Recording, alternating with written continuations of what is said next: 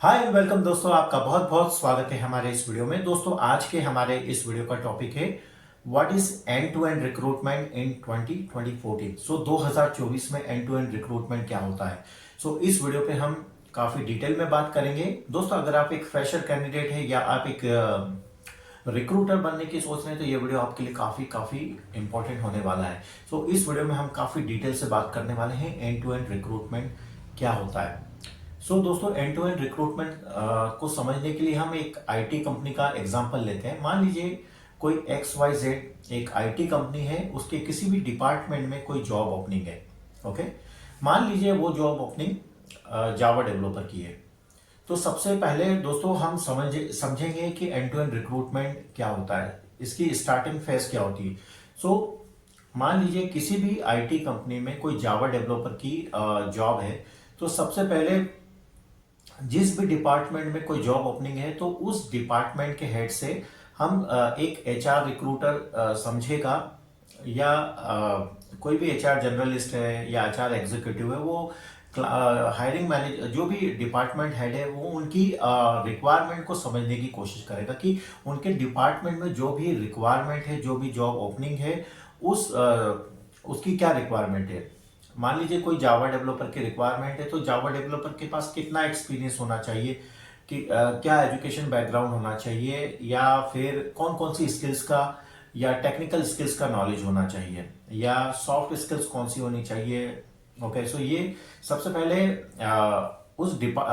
जहाँ जिस भी डिपार्टमेंट में कोई जॉब ओपनिंग है तो वहाँ रिक्वायरमेंट के बारे में समझा जाता है कि रिक्वायरमेंट किस प्रकार की रिक्वायरमेंट है। उसके बाद पहला जो स्टेज होता है जॉब ओपनिंग को समझना। ओके, सेकंड जो स्टेज रहेगा, जिस भी डिपार्टमेंट में कोई जॉब ओपनिंग है उसके मैनेजर से जॉब ओपनिंग के बारे में इंफॉर्मेशन लेने के बाद जॉब डिस्क्रिप्शन प्रिपेयर किया जाता है। ओके, जॉब डिस्क्रिप्शन उस डिपार्टमेंट के रिक्वायरमेंट के या जॉब ओपनिंग के अकॉर्डिंग प्रिपेयर किया जाता है।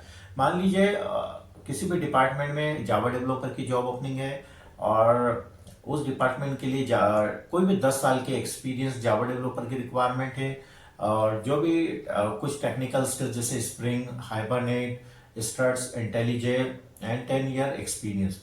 ओके, इस तरह से जो सेकेंड स्टेज हमारी जॉब डिस्क्रिप्शन प्रिपेयर करना, तो उसमें जो जॉब डिस्क्रिप्शन जावा डेवलपर का प्रिपेयर किया जाएगा उसमें ये लिखा जाएगा कि must have at least 10 years of experience as a Java developer, must have good communication skill, must have experience in spring, must have hands-on experience in Java, Struts, IntelliJ, okay, and must have bachelor degree. Okay, इस तरह से job description prepare किया जाएगा। सबसे पहले आपको hiring needs समझना है, उसके बाद जॉब डिस्क्रिप्शन प्रिपेयर करना है, और जॉब डिस्क्रिप्शन प्रिपेयर करने के बाद थर्ड स्टेज जो रहेगा वो जॉब डिस्क्रिप्शन को समझना and to understand job description. Okay, for understanding job description you have to very carefully reading job description again and again. Okay, so there are many parts in job description like what education must have, education part. Okay, you have to take care of the about education part. So candidate must have bachelor degree. As per the job description, you have to search someone who have bachelor degree. And apart from this, candidate must have at least 10 years of experience as a Java developer. So then you have to search 10 years of Java developer. Okay, इस तरह से आपको job description समझना है। इसके बाद आपको boolean search string बनाना है। ओके, एज पर द जॉब डिस्क्रिप्शन आपको बुलियन सर्च स्ट्रिंग बनाना है, और फिर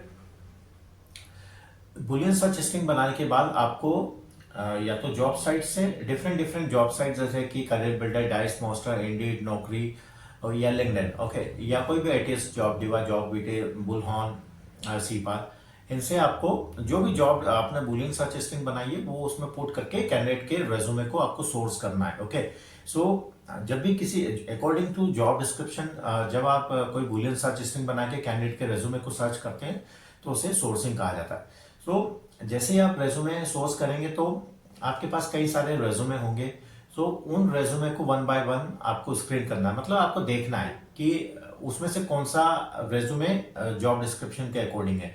तो इस प्रोसेस को रेज्यूमे स्क्रीनिंग कहा जाता है। ओके, या स्क्रीनिंग कहा जाता है। ओके, सो आपको जो भी सोर्स रेज्यूमे है उसको वन बाय वन देखना है, और जो भी आपको अकॉर्डिंग टू जॉब डिस्क्रिप्शन आपको रेज्यूमे मिलता है उसे आपको शॉर्टलिस्ट कर लेना है। स्क्रीनिंग के बाद आपको शॉर्टलिस्ट करना है। फिर आपको अगर कोई अच्छा रेज्यूमे आपको मिलता है तो कैंडिडेट को फिर आपको कॉल करना है।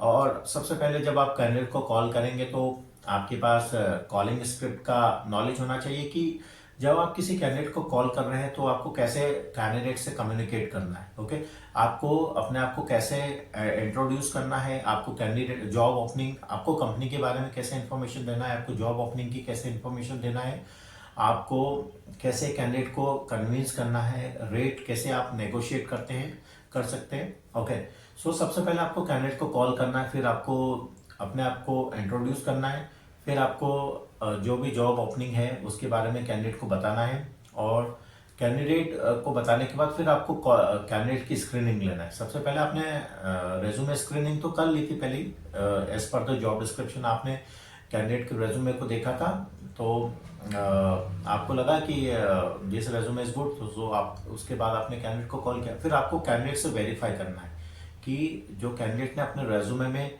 लिखा हुआ है एक्चुअल में वो एक्सपीरियंस कैंडिडेट के पास है या नहीं।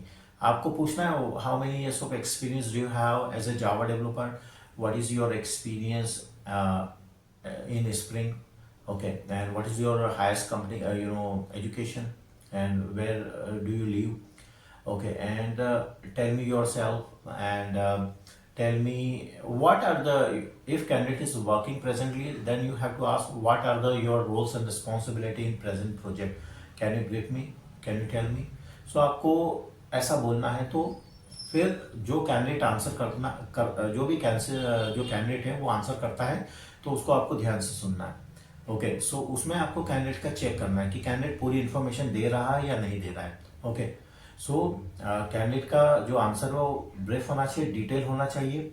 ओके, अगर शॉर्ट में कैंडिडेट आंसर दे रहा है तो it's means candidate don't have any experience as पर द जॉब डिस्क्रिप्शन, और if may be possible he has less experience. Okay, so फिर जो भी आपके रिक्वायर्ड स्किल्स है जॉब डिस्क्रिप्शन में वो पूछना है, what is your experience in spring. Okay, so अगर कैंडिडेट बोलता है आई हैव 2 years एक्सपीरियंस और 5 years एक्सपीरियंस और 10 years, सो फिर आपको पूछना what is the role of spring in your present project, where do you use spring last time. Okay, ऐसे पूछना है।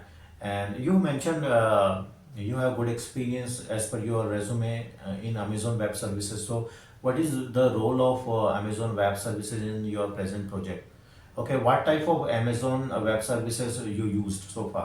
okay, so ऐसे आपको वेरीफाई करना है। फिर आपको रेट नेगोशिएट करना है, सैलरी नेगोशिएट करना है। ओके, फिर कैंडिडेट को आपको आरटीआर भेजना है, और अगर कैंडिडेट का अपडेटेड रेज्यूमे आपके पास नहीं है सो वो रेज्यूमे आपको मांगना है, और अगर कोई रेज्यूमे में कोई इन्फॉर्मेशन मिसिंग है तो वो इन्फॉर्मेशन आपको कैंडिडेट से अपडेट करवाना है। इसके बाद फिर आपको एक सबमिशन ईमेल प्रिपेयर करना है और अपने अकाउंट मैनेजर टीम लीड को भेज देना है। उसके बाद फिर आपको कैंडिडेट के रेज्यूमे को क्लाइंट को सबमिट करना है, और जैसे ही आप कैंडिडेट के रेज्यूमे को क्लाइंट को सबमिट करते हैं तो उसके बाद क्लाइंट आपके जो भी आपने रेज्यूमे सबमिट किया है उसको रिव्यू करेगा। अगर कैंडिडेट क्लाइंट को आपके जिस भी डिपार्टमेंट में वैकेंसी है उस डिपार्टमेंट का जो भी हेड है वो कैंडिडेट के रेज्यूमे को स्क्रीन करेगा। अगर उन्हें आपने जो भी कैंडिडेट सबमिट किया अगर वो पसंद आता है तो उसे शॉर्टलिस्ट कर देगा और इंटरव्यू रिक्वेस्ट करेगा। इसके बाद फिर आपका काम रहेगा कैंडिडेट का टेलीफोनिक या वीडियो या फिर इन पर्सन इंटरव्यू स्केड्यूल करना है।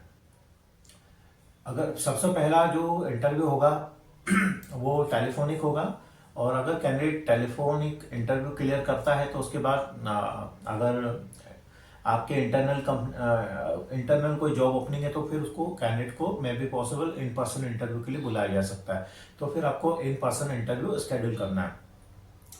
कैंडिडेट का इन पर्सन इंटरव्यू होने के बाद अगर डिपार्टमेंट के हेड को या हायरिंग मैनेजर को लगता है this is a good candidate, okay, so फिर वो ऑफर रिलीज करता है। ऑफर रिलीज फिर आपको ऑफर लेटर भेजना है, और आपके जो भी कैंडिडेट है उसे एक्सेप्टेंस लेना चाहिए, लेना है और उसके बाद जो भी रिक्वायर्ड डॉक्यूमेंट्स हैं, एक्सपीरियंस सर्टिफिकेट, एजुकेशन सर्टिफिकेट या रेजिग्नेशन लेटर, वो आपको लेना है, या सैलरी स्लिप जो भी है, ठीक है। उसके बाद फिर आपको बैकग्राउंड वेरिफिकेशन करना है और फिर आपको कैंडिडेट की ज्वाइनिंग करना है, फिर ऑन बोर्डिंग करना है। So this is the end to end recruitment process. So friends, I hope you like this video. If you like this video, please like my video, please subscribe my channel, and please share this video. Thanks and happy